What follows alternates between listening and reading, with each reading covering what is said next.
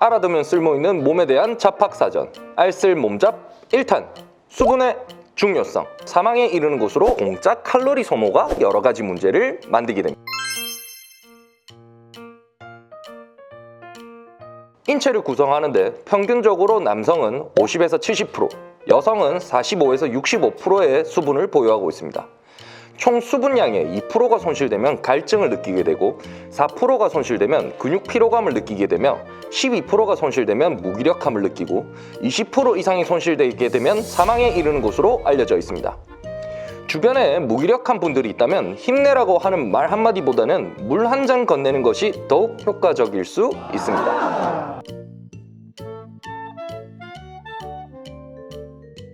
수분이 부족할 때 나타나는 일 중 하나가 부종 수치가 올라가게 되는 건데요.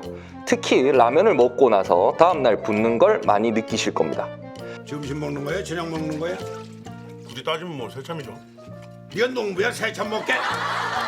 이것은 나트륨이나 밀가루에 함유된 성분들로 인해 몸은 수분이 더 필요하다고 판단하게 되고 이때 수분을 어떻게든 더 붙잡으려고 하는데 수분 섭취를 더욱 해주어서 이뇨작용을 통해 불필요한 수분을 배출해내야 부종 수치가 줄어들게 됩니다.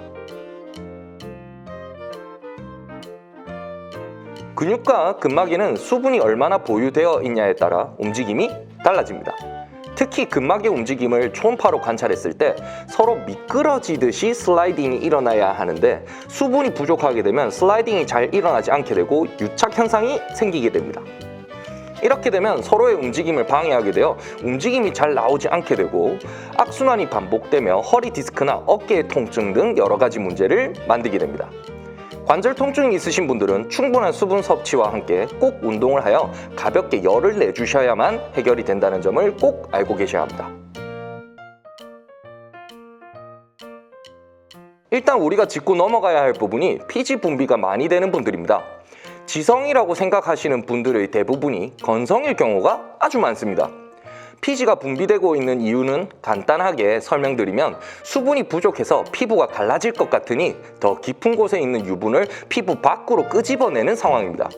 어쨌거나 피부를 보호하기 위해 결단을 내리는 것이죠. 흔히 수부지라고 이야기합니다. 그 과정에서 피지에 미세먼지 등이 붙으며 트러블이 생기게 되는 것입니다. 그렇다면 수분을 충분히 섭취하고 닥터를 이용하여 피부결을 정돈하고 수분 보습을 신경 써주신다면 90% 이상이 해결되는 부분입니다. 일단 첫 번째, 거짓 식욕을 잡아내는데 중요합니다. 수분이 부족하신 분들 대부분이 직접 수분 섭취보다 음식에 함유된 수분을 통한 섭취가 많이 이루어집니다. 이는 뇌가 물보다는 음식으로 수분이 섭취된다는 착각을 하게 되어 수분이 필요할 때 음식을 떠올리게끔 만드는 아주 좋지 않은 악순환 중 하나입니다. 수분 섭취는 자연스레 식탐을 해결하게 해주는 아주 좋은 습관입니다. 두 번째, 수분 섭취를 통해 장기 운동이 활성화되고 그로 인해 공짜 칼로리 소모가 이루어집니다. 그리고 수분 섭취 후 대사물질을 측정해보면 지방 분해가 증가하는 것을 확인할 수 있습니다. 공짜 칼로리 소모니 안 먹을 이유가 없겠죠. 세 번째, 체내 노폐물 배출에 필수적입니다.